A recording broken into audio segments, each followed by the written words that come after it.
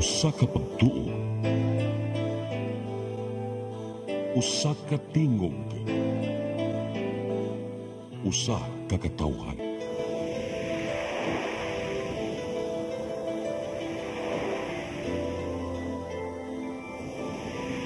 Cebu Catholic Television Network.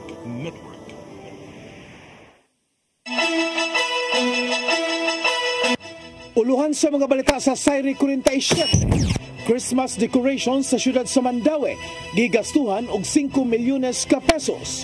Mga Mandawehanon mi alma. Disbarment case batok ni Vice Presidente Sara Duterte giduso. Duha ka mga kaso sa pagpamusil na hitabo sa managlaing dapit sa dakbayan sa Subo. Kamatayon sa Taiwanese national nga nahulog gikan sa ikadusi nga andana sa hotel, walay foul play. Sugbo, Kabisayan ug Mindanao, Pilipinas ug katawhan kutos maabot sa tong Sibya sa tibuok kalibutan maayong hapon. Live kita karon sa CCTN Channel 47 ug kini ang tulumanon sa nag-unang kasayuran nga angay natong masayran. Sa nga ni Attorney Danica Caballes, ako si Dennis Tabar ug kini ang Sayri 47.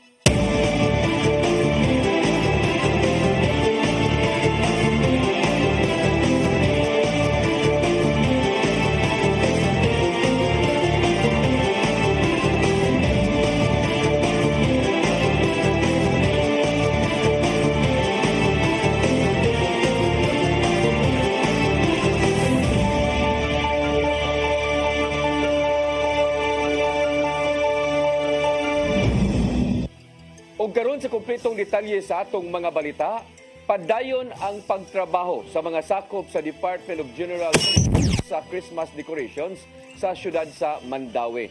Yadto pang Hulyo, gisugdan ang pagtrabaho sa Christmas decoration og 95% na nga nakumpleto. Christmas Village ang tema karon sa syudad sa Mandaue nga gigastuhan og kapin 5 milyones ka pesos. Gitug-an usab nga pipila sa mga dayan-dayan nga gigamit mga gi-recycle gikan sa niaging tuig nga decorations. Ipahigayon ang opisyal nga pagpasiga karong Nobyembre 1 alas 8 sa gabi. Mura na lang ni kuan mo ba, finalization na lang ni humanamig testing tanan, so installation na lang gid sa kuan tanang mga decors. The lights okay naman, nakuha naman. Ang major reason na mo is of course itong mga materials na mo o previous ma-reuse ra gyapon na mo, and then ang the way na ang look ron, I mean ang sa Christmas ron is more siya balay kay tanga magbintana, so mo na siya in a way mura siya kanang a village within the Christmas tree, no. Department of Social Welfare and Development 7 uyon sa lakang sa syudad sa Sugbo batok sa mga batang manaygunay diha sa kadalanan. Auhag sa Regional Director sa mga ginikanan nga dili gyud magpasagad sa ilang mga anak ning panahon tungod sa dala sa risgo. Ang kasayuran ihatod ni Gian Navarro. Gidapigan sa Department of Social Welfare and Development 7 ang Cebu City Government sa pagpahugot na sa mga batang manaygon ngadto sa mga dagkong karsada ning panahon sa Pasko.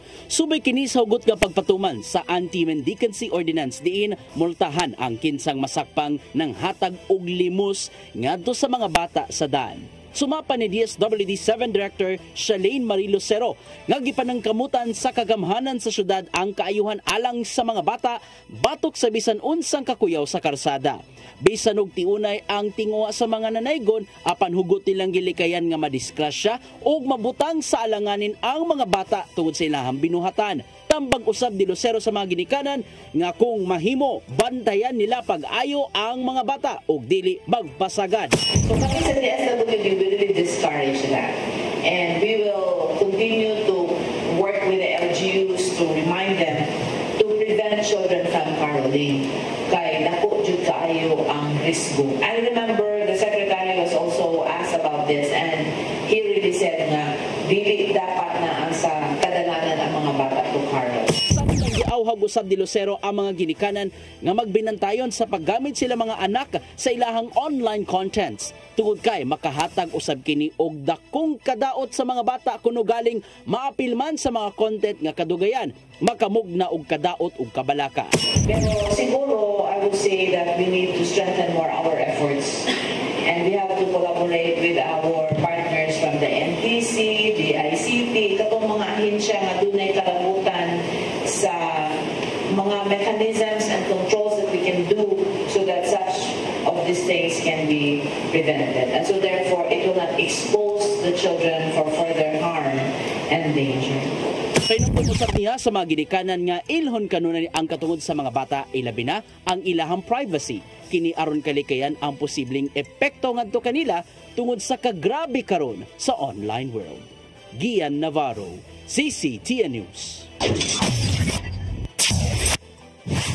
Mga e-bike drivers sa syudad sa Mandawin nabalaka sa ilang panginabuhian human gipatuman sa Traffic Department ang total nga ban sa e-bike sa tanan nga kadalanan.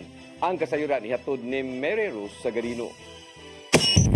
Sa iskina sa 6.5 relocation site sa Barangay Paknaan sa Mandawi, naglinya ang mga e-bike nagpaabot sa pasahero. E-bike ang sagad sakyan sa mga residente nagpuyo sa sudlunon nga bahin sa barangay. Kini tungod walay musud nga modern jeep sa lugar ingon man tricycle. Ang modern jeep kutob lang sa iskina samtang ang tricycle kutob lang sa atbang sa highway. 10 pesos lang ang pliti sa matag individual sa e-bike. O sa si Mary Jane Gonzales ang manakayay niini. Matud ni Gonzales nga apil na sa iyang matag kinsinas nga budget ang pliti sa e-bike.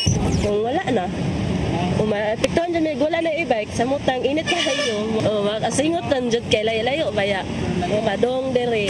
Kabalakan karon sa mga e-bike drivers ang ilang panginabuhian. Kinihuman gidesisyonan sa traffic board nga iban ang e-bike sa tanang kadalanan sa syudad tungod sa safety og traffic reasons. Si Junior Gitgano usa ka e-bike driver mauna ang panginabuhian sa ning labay nga tuig. Mauna kini ang iyang gisaligan pagpalit sa gikinahanglan sa iyang asawa ug upat ka mga anak. Sa matag adlaw moabot sa 500 ang ilang income apan kuhaan pa kini sa 250 pesos nga abang. Kuha na kong abang. Maarang rasa nga ako sa bugnoon nga mo sang pabugas paludan sa ano ni mahimo. Stop balik balik. Lisod luoy kay puno. Moabot sa 40 ka e-bike drivers ang anaa sa 6.5 site sa Barangay Paknaan nang hinaot sila nga tugtan ang e-bike bisan sa daan lang sa barangay. Listerik o kamon diri dito di ma. Tanga sa mitungwat ta diri. Panginabuhian na mo. Among pamilya, wami laing gisaligan income kanila gid.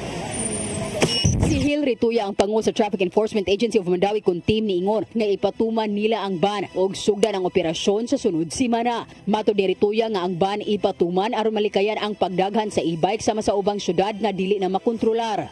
Kay kung ato nang pasagdan, magaghan man gina ban gina ang e-bike basta pamasayroan. Kung mo insist gid sila ng e-bike manggod, I will demand nga i-rehistro nila ilang e-bike o nya kinahanglan naa sila lisensya. O dili na nila mahimo kay wala may registration diri sa e-bike. Oo, sa Manila ra na siya. Matud ni Rituya nga walay permit o lisensya ang mga e-bike drivers. Mary Rose Sagarino, CCTN News. Gihingusgan pa sa City of Talisay Traffic Operations and Development Authority kung sinisuda ang pagclamp sa mga sakyanan nga nagparking daplin sa kadalanan. Matod ni City Tuda Chief Jonathan Tumulak nga andam na ang 30 ka mga bagong clamps alang sa mga van ug truck. Kini pagsanong sa mando sa Department of Interior and Local Government nga hawanan o gatangtangon ang mga nagbabag daplin sa karsada. Gimanduan sa ahensya ang mga barangay officials sa pagpatuman sa clearing operations aron maluag ang dagan sa trapiko. Maong giawhag gitumulak ang mga motorista sa dakbayan sa Talisay nga mangita og saktong dapit aron makaparking sa ilang sakyanan. Pipila ka mga babaeng konsehal sa probinsya sa Sugbo gipasidunggan atol sa Outstanding Lady Local Legislator Award. Sumapa sa DILG7 nga resulta kini sa nakadaghana nga mga babaeng opisyal sa managlahing LGU. Ang kasayuran ihatod ni Gian Navarro. Gipasidunggan sa 11 Outstanding Lady Local Legislator Awards kun ola ang mga babaeng konsehal sa probinsya sa Sugbo nga naghimo og kaayuhan sa ilang dapit. Gipasiugdan kini sa 4Ls kun Lady Local Legislators League sa Sugbo pinanguluhan sa presidente nilang si Mandawi City Vice Mayor ni Risa Soon Ruiz. Uban kini sa pakigalayon sa Department of Interior and Local Government 7 ug Cebu Provincial Government. Gikan sa mga finalists, nakadaog di mga konsehal pinagi sa giandam nilang kriteria. Nakadaog sa cities category si Konsehal Ethel Gulani sa Dakbayan sa Bugo. Samtang winner sa municipalities category si Konsehal Rona Marie Theris Guaren sa lungsod sa Oslob. Nakadawat sila og tag 500,000 pesos nga infrastructure fund gikan sa Kapitolyo og 20,000 pesos cash gikan sa 4Ls Cebu. Nabantayan sa mga kadagkuan sa DILG-7 ang nagkadaghang partisipasyon sa mga babay sa natad sa panggoberno. Sumapa nila nga lahi ang matang sa leadership gikan sa usa ka babay. Local legislation, like you are thus considered as one of the key actors in local governance. It is in local legislation where the voices of the people are expressed and translated into policies that serve as basis for government action. Your tireless efforts in crafting the OLA Awards indicators and your participation in the validation process were crucial to the success of this groundbreaking program. Samtang itataw ni Gobernador Gwen Garcia nga sukat pa sa una, kaya-kayo sa mga babay ang pagdumala sa iyahang mga konstituente. As I said, recognition certainly helps. And may our other lady legislators be challenged and be inspired and hope that next year you will be one among those that are seated here as the finalists. Ian Navarro, CCTN News. Dakbayan sa Lapu-Lapu, usa sa mga local government unit dinhi sa Rion 7 nga gipasidunggan sa Office of the Civil Defense sa ika-24 ka tuig nga gawad kalasag awardee biyan compliant LGU.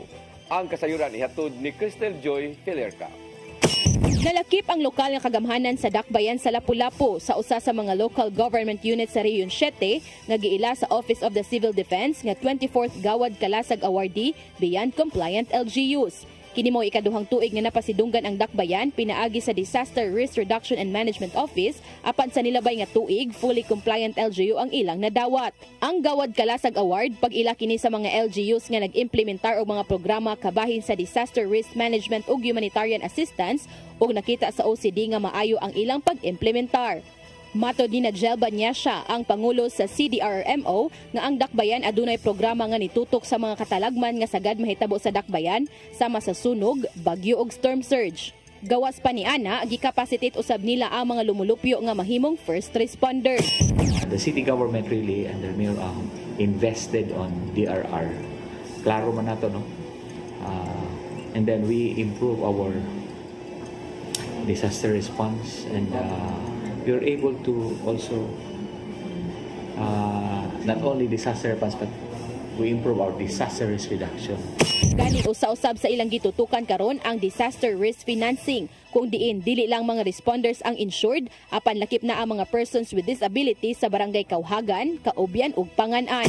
Annual ni siya accident insurance. But kini siya dako na kini siya nga impact sa ilaha kung ikay mamatay ka, no? Sa disaster or any other accident for that matter. Kadawat ka 30,000. Dulan usa ka gatos ka mga PWDs gikan sa tulo ka mga barangay ang gitinguhang ma-insured karong tuiga. Cristel Joy Filerca, CCTN News.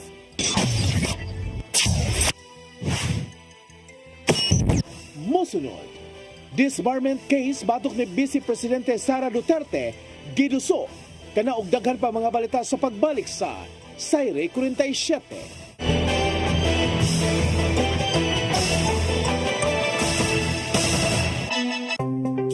Discover the beauty of the Philippines.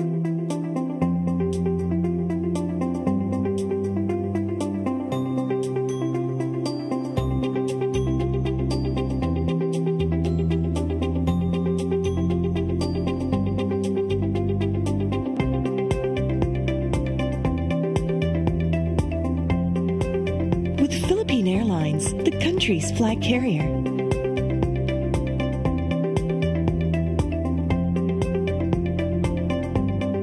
The airline that lets you feel the warmth of the nation.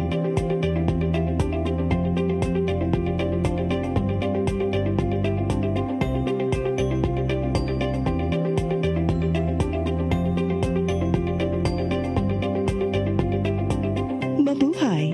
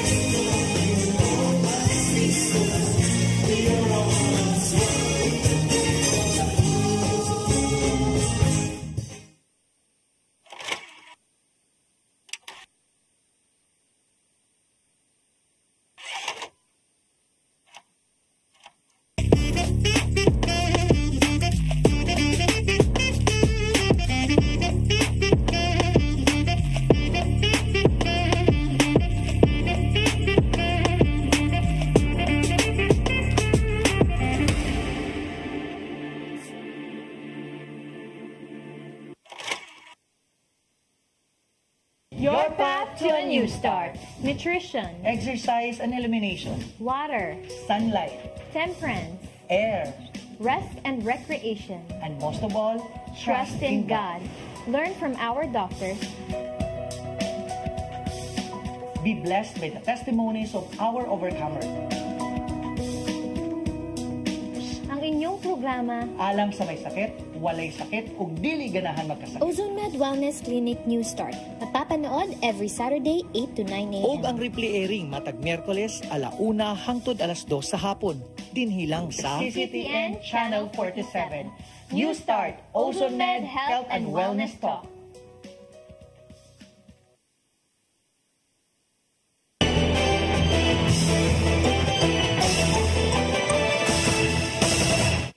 Balik sa atong mga balita, Presidential Advisor for Poverty Alleviation Security o na sekretary nga si Larry Gadon miduso og disbarment ka kaso batok sa Vice Presidente nga si Sara Duterte ngadto sa Korte Suprema. Dako ang pagbasol nga matod pa ni suporta siya sa Uniteam Tandem kaniadto. Ang kasayuran ihatod ni Gian Navarro. Miduso og reklamo si Presidential Advisor for Poverty Alleviation Secretary Larry Gadon batok ni Vice Presidente Sara Duterte sa Korte Suprema. giawhag ni Gadon ang labing taas nga korte nga pasiugdahan ang motu proprio investigation ug ubang legal nga lakang sa tinguhang nga i-disbar kung mahukasan sa pagkaabogada ni Duterte. Pinasubay kini sa mga nahimong pagpasiatab ni bag-uhay lang batok ni Presidente Ferdinand Bongbong Marcos Jr. diin na among usab si First Lady Liza Araneta Marcos og ni House Speaker Martin Romualdez. Sa suwat kag gipadangat ni Gadon ngadto sa Korte Suprema, gihimug-atan niyang klaro og tataw ang nahimong hulga ni Duterte kang Marcos. Mao gikondenar niya ang illegal ug immoral nga binuhatan sa Vice Presidente nitong nakalabay nga weekend. Daan ng disbarred na sa pagkaabogado si Gadon tungod sa nahimong mga pamahayag batok sa mga kritiko sa kasamtangan o nakalabay nga administrasyon. Apan nabuhat kini ni Gadon, human siya giingong nagbasol sa pagsuporta sa kaniadtong Marcos Duterte nga Uniteam Tandem. Samtang gikumpirmar sa Korte Suprema kagahapon nga nakadawat sila og anonymous letter alang sa petisyon nga idisbar si Vice Presidente Duterte. Suma pa nila nga kabahin among reklamo sa pamahayag ni Duterte sa milabay nga buwan bahin sa patayng lawas ni kanhi Presidente Ferdinand Marcos Sr. May namdumang nibahad si Duterte nga ugaton ang patayng lawas sa kanhi diktador gikan sa libingan ng mga bayani paingon na sa West Philippine Sea. Gian Navarro, CCTN News.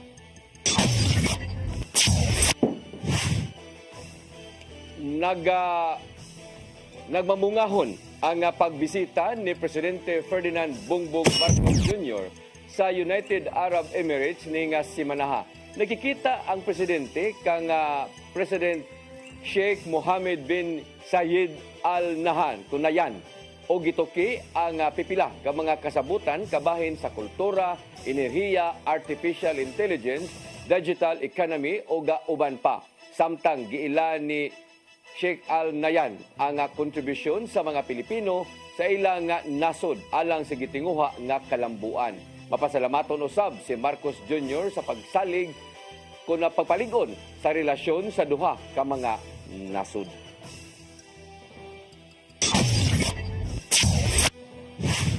Pagkaguba sa atop sa gitukod nga CBRT bus station diya sa may in Bacalso Avenue, subayon sa kagamhanan sa dakbayan sa Subo. Kini aron kalikayan ang mugrabe pa unya ang risgo alang sa mga motorista kuno galing dili kini ayuhon sa labing dali nga panahon. Ang kasayuran ihatod ni Cristel Joy Filerca. Gikabalakan sa publiko ang pagkatangtang sa bahin sa bus station sa gitukod nga Cebu Bus Rapid Transit sa Natalio Bacalso Avenue, dakbayan sa Sugbo. Matod sa mga nakasaksi nga nahitabo ang maong insidente ni adtong Sabado, diin adunay cement mixer truck ang miagi sa maong silungan. Tungod sa kakusog sa pagpadagan, natangtang na ang puthaw nga nakabutang sa ibabaw nga bahin sa bus station.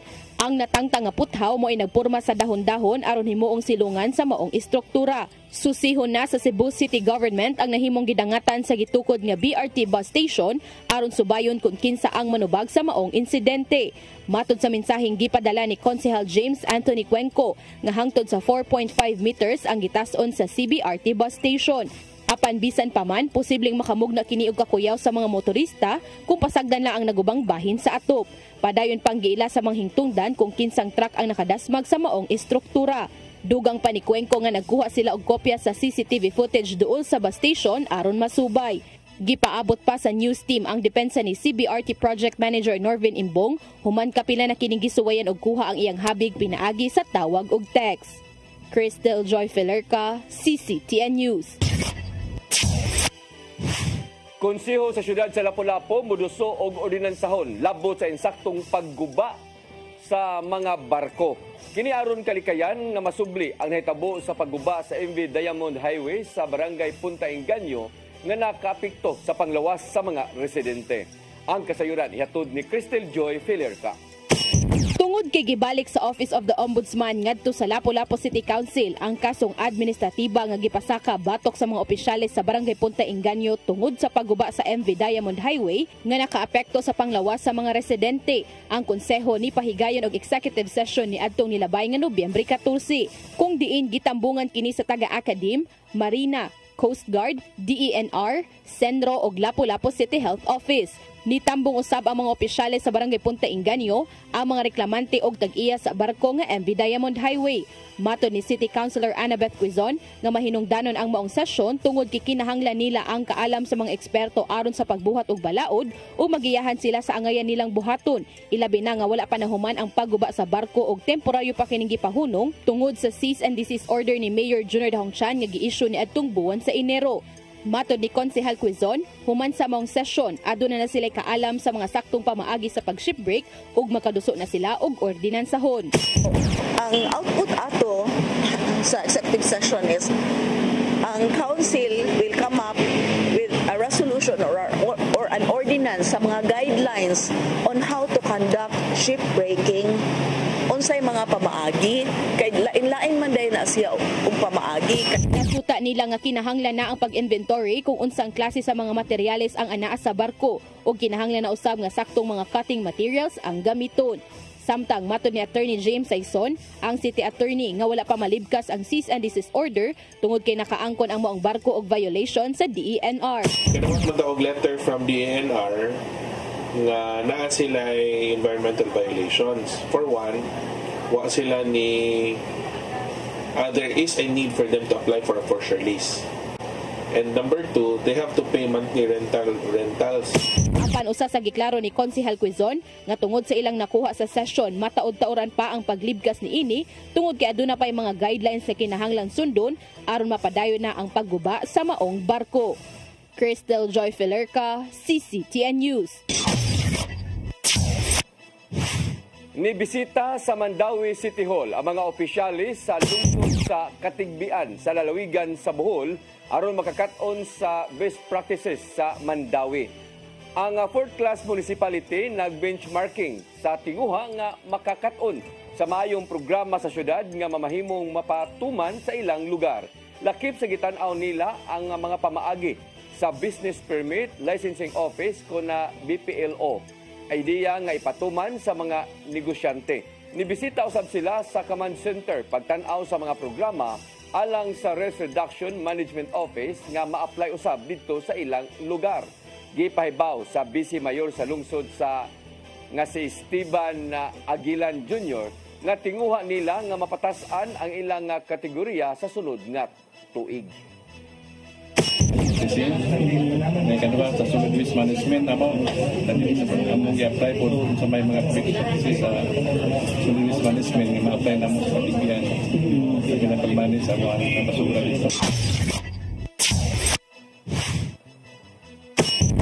Mosunod, duha ka mga kaso sa pagpamusil na hitabo sa managlahing dapit sa dakbayan sa Sugbo. Kanaog daghan pa mga balita sa pagbalik sa Sayre 47.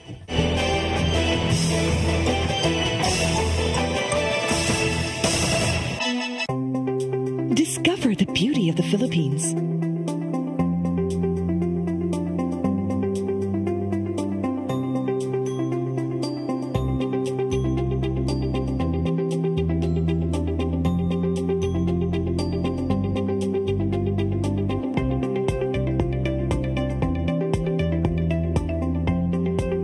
With Philippine Airlines, the country's flag carrier.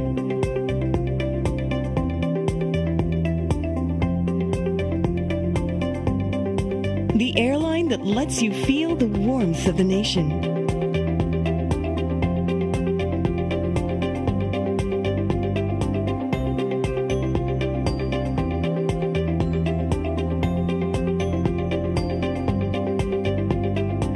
Mabuhay.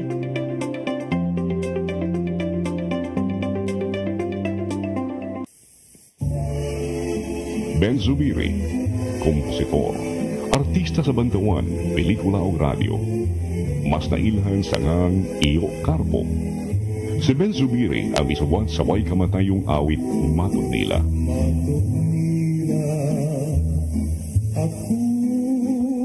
Alang sa uban, ang matod nila o sa cultural anthem sa mga Cebuanon. Gawa sa matod nila, si Ben Zubiri usab ang isawat sa mga immortal nga awit sama sa ikaduhang bathala. Alma Bonita, ang palad ng buot, gugmang gibati ko, pasayawa ko dahi.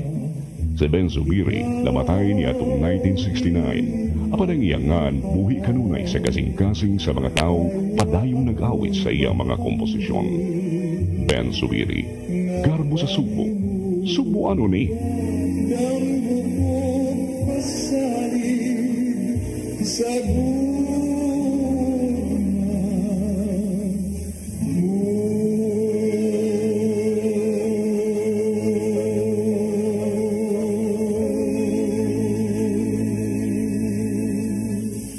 Start today.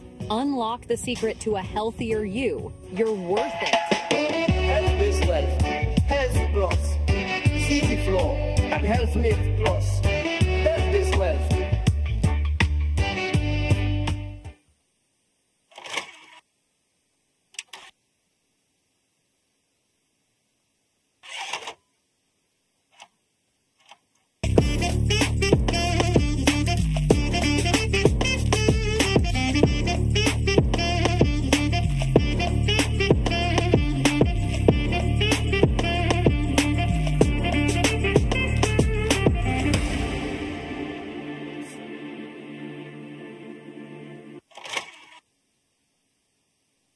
Your path to a new start. Nutrition, exercise and elimination, Water, sunlight, temperance, air, rest and recreation. and most of all, Trust in God.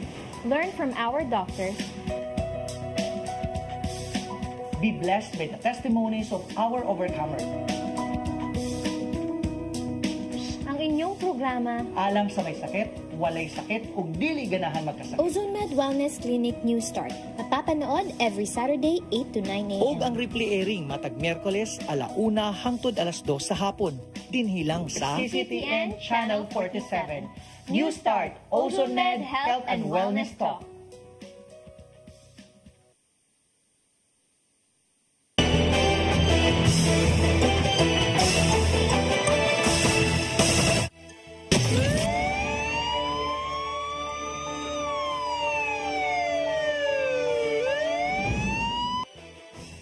Balik sa ato mga balita, duha ka mga kaso sa pagpamusil nga nahitabo sa managlahing dapit sa dakbayan sa Sugbo kagabi o kaganinang kadlawon. Kapulisan aduna nay gitumbok nga giingong mga responsable sa krimen kinsa pulos na lambigit sa illegal nga drugas. Ang kasayuran ihatod ni Arnold Bustamante. Duha ka mga kaso sa pagpamusil ang nahitabo sa managlahing lugar sa dakbayan sa Sugbo kagabi o ganinang kadlawon. Unang pagpamusil nahitabo alas 7 gabi sa Tagunol Barangay Kugon Pardo sa dakbayan sa Sugbo. Ang biktima ginanga si Roberto Mapabdisin, 44 anyos, e-bike driver nga taga sitio Siabok, Barangay Bulacau sa dakbayan sa Sugbo. Naigong biktima siyang ulo gamit ang wala pa matino nga kalibre sa armas. Sa investigasyon sa Iniwan Police Station na Sayran, nga samtang nagsakay sa ihaga single electronic motorbike ang biktima. Paingon sa Mambaling, gisundan matod pa kini sa wala mailhing suspitsado ug pag-abot sa mga lugar kalit ng kini nga gipusil sa ulo makaduha kay gayon gamit ang wala matino nga kalibre sa armas. Human maigo gibiyaan sa biktima ang iyang electronic motorbike ug misulod kini sa gamay nga dalan ug didto natumba. Dari nga nanawag ang mga residente ug ambulansya aron maatiman ang biktima ug gidala kini sa Cebu City Medical Center. Samtang laing kaso sa pagmamusil ang nahitabo sa sitio Bato, Barangay Ermita sa dakbayan Sugbo, 1:30 ganinang kadlawon. Ang biktima giilang nga si Gregorio Saison Barbicho alias Kimpang o sa kakargador sa karbon nga malupyo rasam sa mga lugar. Ang suspitsado giilalang sa ngaan nga si Ofing nga Kabigon, silingan ra sa biktima. Ang biktima nakaangkod og mga samaan pinusinan sa lawas gamit ang wala matino nga kalibre sa armas. Ang biktima naakaron sa tambalanan samtang ang Carbon Police Station nilusad ng manhunt operation. Gisubay pa kung unsay hinungdan nganong gipusil ang biktima. Arnold Bustamante, CCTN News. Mabulo Police Station way nakita ang foul play sa kamatayon sa Taiwanese national nga nahulog sa ikadusi nga andana sa hotel diha sa may North Reclamation Area. Mga investigador nagtuo nga adunay dako nga problema ang maong langyaw. Ang kasayuran ihatod pagbalik ni Arnold Bustamante. Walay nakitang foul play ang Mabulo Police Station sa kamatayon sa Taiwanese national nga natagak sa ikadusi nga andana sa hotel nga namutang sa North Reclamation Area niadtong Lunes sa kadlawon. Mato ni Police Major Romeo Kakoy Jr., ang hepe sa Mabulo Police Station, nga base sa ilang nga pagsusi sa lawag sa biktima uban sa lain-ining nga kauban sa trabaho, wala sila nakita nga kagubot nga nagpasabot nga gituyo ang paghagbong sa biktima nga si Liu Wenfeng, 52 anyos, usa ka construction inspector sa Bafang Engineering Corporation sa nasod sa Taiwan. Giyang hinuon ni Kakoy nga wala sila makakuha og CCTV camera sa pagkahagbong sa biktima apan base sa pamahayag sa mga kauban sa trabaho nga nagtur din sa Sugbo nga miagi sa bintana ang biktima og didto kini nilukso. Base sa ato ang nakita og sa mga ebidensya nga atong nakitaan dito sa area, makita na to nga nilayat din siya. Kay dili man ni ang kanigong iyang giagian bintana man di man makuhog lang ang tao kung dili lang gipatuyo nga mulayat. Gigon sa mga kauban sa biktima nga mga Taiwanese national nga ilan nga nabantayan nga dili kaayo kini magtingog-tingog sa grupo panahon sa ilang pagsuroy-suroy sa Sugbo. Nakatugan usab sila nga ang maong nga biktima nakaagi na og disgrasya di na pakung ang ulo niini nga usa silang gidudahan nga hinungdan nga dili na kaayo kini makighalog-bilo sa ilang mga kauban sa trabaho. Kasi sa atong investigasyon sa mga kauban no katong maong Taiwanese national kuan siya kanagaling dili kay siya friendly sa mga kauban murag na maglain-lain jud siya ba. So most likely nato siya gida nga problema siguro dito pa lang gikan sa gawa sa nasod. So basi mo ihinungdan. Kasamtangan nga napa sa usa ka punerarya ang patayng lawas ni Liu ug ipaabot ang pag-abot sa pamilya niini nga mo'y mukuha aron dalhon sa ilang nasod base sa pamahayag sa tour guide niini. Arnold Bustamante, CCTV News. Nakigsabot ang kagamanan sa lungsod sa San Remigio sa mga nahingtungdang buhatan human sa nitabong pagharos sa usa ka truck di karga sa Hagnaya Port nga niresulta sa kamatayon sa usa ka tawo. Gisusin ni Mayor Al Pistolante ang nitabong insidente kaganina nga kadlawon aron mahimuan o gadugang pa nga mga lakang aron dili na kini subling mahitabo. Suma pa sa PNP nga nakadasmag ang truck di karga og 5 ka mga sakyanan o hilabihan sa pagkaguba at ubangan nga bahin sa pantalan sa diyang biharos na kini. Samtang nakalas ang usa ka tindera og balot human siya nalatayan sa dako nga truck. Tabangan sa LGU ang kabanay nga nakalas sa nga tindera dungan sa pagpasiguro nga makabot ang ilang hustisya. Mao kadtong naglangkob sa atong mga balita sa Sayre 47 sa atong Christmas countdown. 28 kadlaw na lang sa dili pa ang Pasko. Sa nga ni Attorney Danica Caballes, ako si Dennis Tabar. Hangtod ugma, dinhi gihapon sa inyong paboritong tulumanon, Sayre 47. Magbuhay kita sa Bangawi, ubanin sa kapala sa pagkikay, sa puso na luminano, pasuna, pasuna, pasuna. Gugma ang angay na kong kaambi sa iksutan hubo, gutom sa pagmahal. Kay kaniya mo lang mapatayag kung sa'y kahulugan sa Pasko. Ito sa pasungan nagpakatao ang atong Ginoo. Pasuna, pasuna, pasuna, pagpunta sa Malawi, pagpunta sa kapana sa pagkitay, sa puso na kong inalaro. Pasuna, pasuna, pasuna.